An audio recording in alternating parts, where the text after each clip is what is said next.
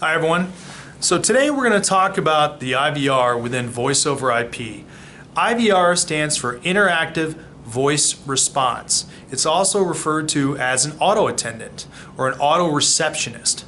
What exactly is an IVR? An IVR enables a voice over IP system to manage the call flow coming into a particular phone number or business. So why is that important? An IVR is able to essentially, technically, hopefully, eliminate the human factor and be able to route the call directly to the right person in the most efficient and quickest manner possible. Some examples of this that we're very familiar with is a menu of options. We experience this just about every day we call a business of some sort, and we're going to have a menu of options we can select to get to where we need to go within the phone call itself. Many of us find this annoying, but believe it or not, you spend less time dealing with a receptionist or another person trying to get you routed to the right person that could be several levels down that person has to transfer you to. You could experience multiple transfers and things like that would actually take more time. So that's one example of an IVR that they use within telephone systems and specifically voice over IP. Another key example is day-night mode. You're able to do a time check and be able to decipher exactly which direction the phone call is going to be routed to based upon time.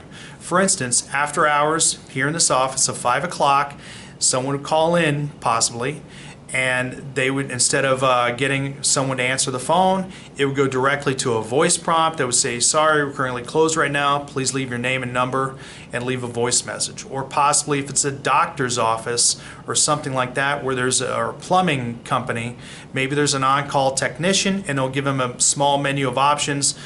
Thank you for calling, press 1 to reach the after hours plumbing person or something like that. So there could be a whole variety of things you can do that's going to empower the person to always reach the person they need to reach 24 hours a day. Another example could be a queue for high call volume, and this is very powerful with an IVR itself as a feature where all the calls will go into a queue and you're able to manage those calls, letting people know the call has been answered, an automated response, letting the caller know the call has been answered and that they'll be routed to the next available person at the earliest possible opportunity. It's amazing to know in the studies that have been done how long someone will wait if they just are informed and communicated about where they're at in the call process. And maybe the business itself that you're speaking to wants to continue to have a personalized experience for the inbound caller. So all the calls during the day will be routed to one person, and if they don't answer after so many rings or so many seconds of ringing, it will go to the second person, designated person, or maybe even ring all the extension. There are a whole host of ways to design an IVR that are all available for you to be able to go out and sell and maintain a person's voice over IP. So I want to make that very clear to you of why that's so important in selling and implementing voice over IP itself. Questions to ask a customer when you're in a discovery meeting: in, out, and across. How are they handling all their calls from an inbound perspective? How are they currently doing it? What are their biggest challenges, if any, to all the calls coming in? Are people experiencing busy signals if more than 3 people or 2 people call in at the same time? Are some calls, if the person's on the phone, going to voicemail?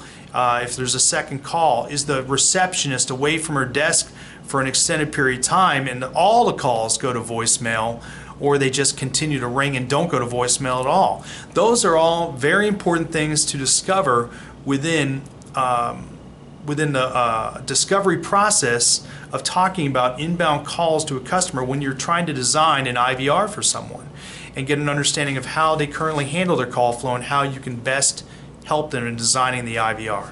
How are they handling their outbound calls? How are they calling out? Do they have to dial 9 before they make an outbound call? Are they having to dial their second site in a different city, excuse me, in a different city with long distance charges associated with it? All those things are really important. For as an example, and this is somewhat non-IVR related, but if they have their other group on at a different city, they could dial internally, and we'll get to this next about across, dial internally and not experience the cost of long distance dialing those calls internally versus externally and having long distance charges or minutes associated with that.